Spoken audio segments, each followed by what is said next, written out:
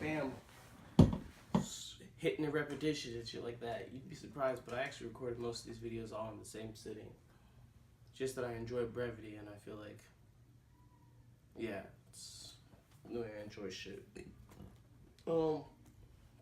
It's interesting because like, I'm super.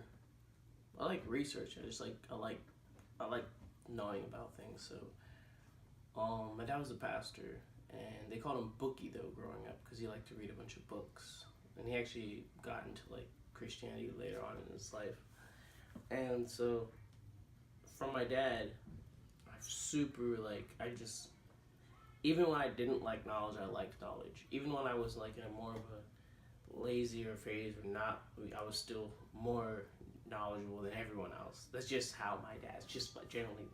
When I say knowledgeable, I don't mean like I can immerse in. No, I just mean you just happen to have a bunch of information jabbed up in your fucking head because you just tend to go into wormholes looking for information.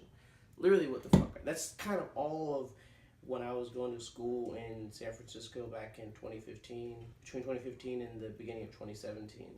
That's when I went to Pure Mind Music School and shit like that. And during that whole time, so I found Mind Valley. I'll drop a link down there.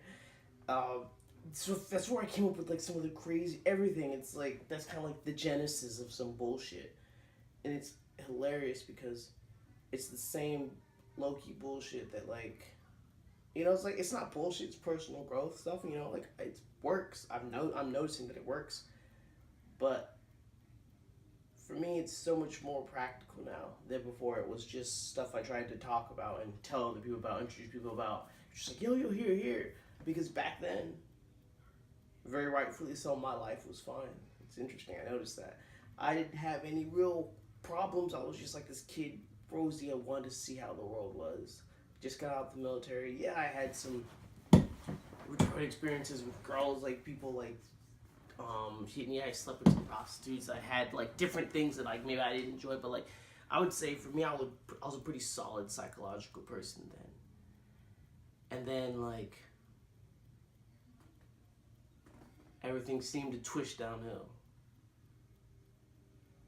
And so like now that like we're on the other end of it, which is the rest of life, right? And it's easy for me to look at the dark,